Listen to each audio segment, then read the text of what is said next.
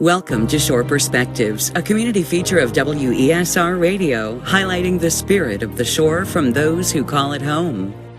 My name is Amy Robertson, and I live in Bird's Nest, and I live in I'm going to claim that it's Bird's Nest because a historian told me that that town was named after the building that I live in. Growing up, I didn't have opportunities for dancing or singing, and I didn't really discover that until I was an adult, out on my own. I ended up dancing with a woman at I believe it was a Halloween party. She was a roommate of mine at the time. And we danced. It was magic. And the next day she said, I think we need to start some sort of dance group. So it was kind of the beginning. And we just did fun. She let us. She had some training. But since then, in different places that I've lived, I've encountered ecstatic dance. And I lived in Asheville, North Carolina for a year. I went to massage school there. And they have what they call actually dance church. And it's so popular that they have it 2 times on Sunday morning and typically on Friday night. So I started going, and I quickly realized like this was for me. So I went every week during that time. And then later, moving to Charleston, South Carolina, there wasn't something like that existed. So I started one there, and then moving here to the Eastern Shore, it just got to the point where, I mean, the Eastern Shore, it's like such a magical place, but there's not that many of us, right? And if you want something that doesn't exist, it's like, well, you gotta create it. So I created this space hoping that other people would appear and want to do it also, but it was, as I like to say, selfishly motivated because I wanted a space to come and dance.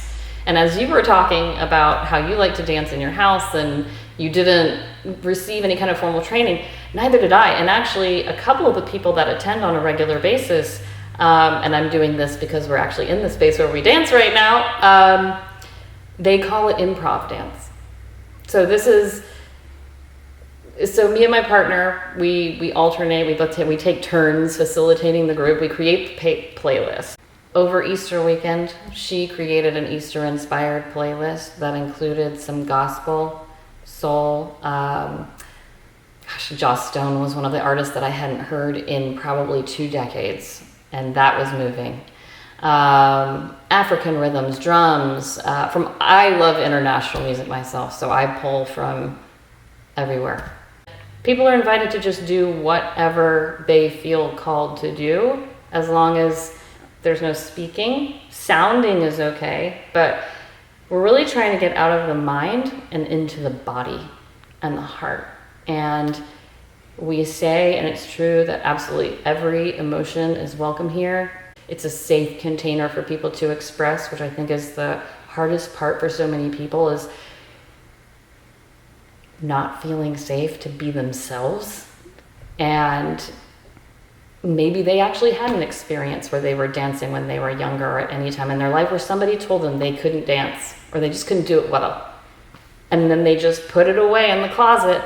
This is the space. Like, if that sounds like you, please come to Dance Sanctuary. That's what we're all about. We also say, no one's watching you.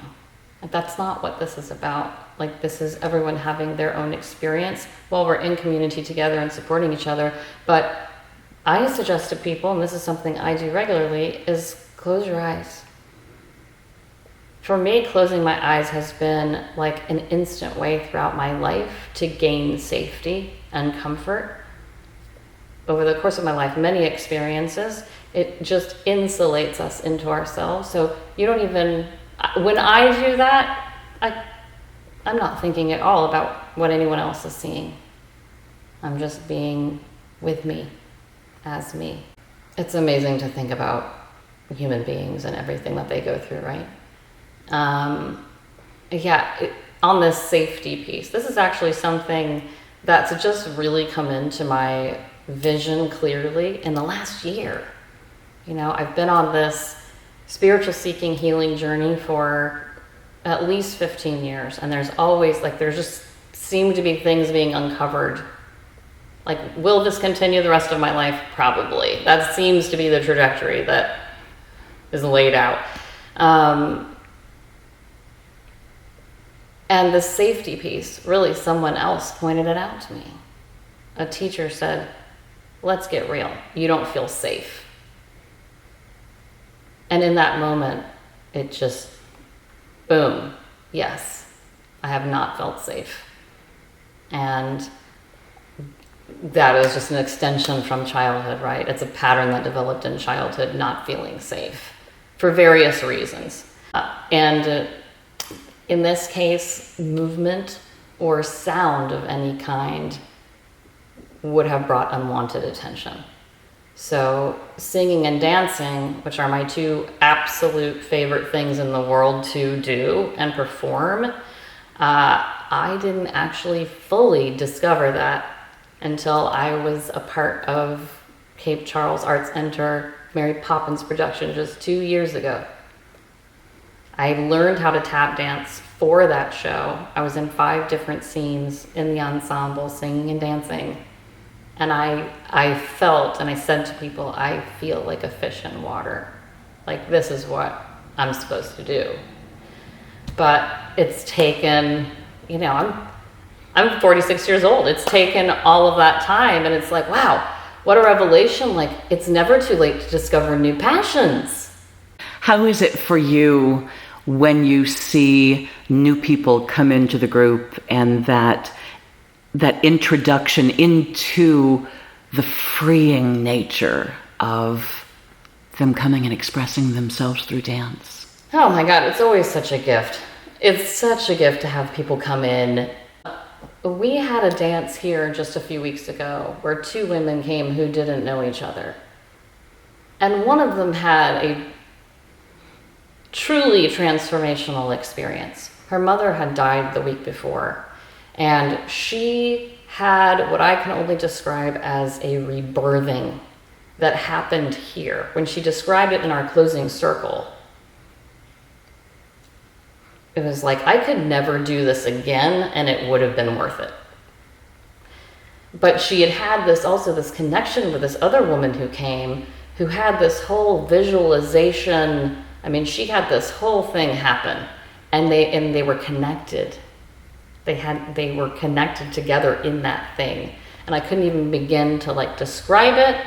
I wouldn't want to try to repeat their words, but afterward, Liz and I just looked at each other and were like, holy smokes. This woman, I knew her before. I met her somewhere in town, and I never expected she would come up here, but she showed up one day. And it really was, she was like a different person than I knew when she walked out, and she's been coming consistently, and that transformation has stuck. It's like I'm interacting with a different person, a lighter, brighter. I'm not saying that's going to happen for everyone, but it could.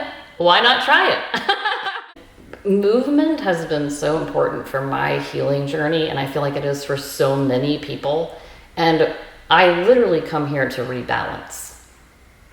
And that rebalance might come after there's a crying portion. It might come after some anger boils to the surface, and I'm continuing to move and express however that is. But it is its own type of purification. The movement and moving of the energies and moving what needs to come out. And then having that positive energy of being with the group coming in, the connection that we feel. We hold an opening circle in the beginning where people are invited to check in. Just let us know what's happening for you, how are you feeling, a few sentences. We dance for about an hour. And then we have a closing circle where people are invited to just share their experiences. And the change that we consistently see in people from that opening circle to the closing circle, it's impressive to use the word impressive. I feel like I'm not the only one, and Liz isn't the only one. We come here, it's like, I need to dance. I need to move my body to gain that balance, to become more harmonized with ourselves and our environment. I really feel like coming to dance in a freeform way, and we're using the word dance, but let's even take that word away. It's movement. We also say to people, and we've had people do it, and it's totally welcome, you don't even have to move at all. If you come to the space and you want to sit down and you could lay down. We tell people just stay at the edges. Come and do what you feel like doing or not. Come and rest. Come and be with community. For me, movement, moving my body, it's like it's so in me to do that. I can't imagine not doing it. I can't imagine not having a movement practice. And this is something that I try to give to all of my massage clients. You know, if somebody doesn't have a movement practice of some kind, even just simple stretching, like get that into your life, because your blood is literally gonna flow. I'm a breast cancer survivor. I'm very aware now when my circulation is cut off. Things in my daily life could be fear, right? It could be barricaded, blocked to somebody that for whatever reason, I feel that now, and I didn't feel it before.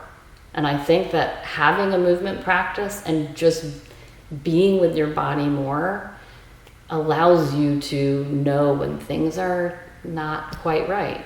And maybe you need to shift something to get that heart pumping and blood flowing again and energy flowing for your health, right? And for your relationships, for your life. I want to be in flow all the time. I'm working on it. It's a practice. I'm not there. But I'm working on it. Take that chance and come dance. For Shore Perspectives and WESR Radio, I'm Kelly Gaskell.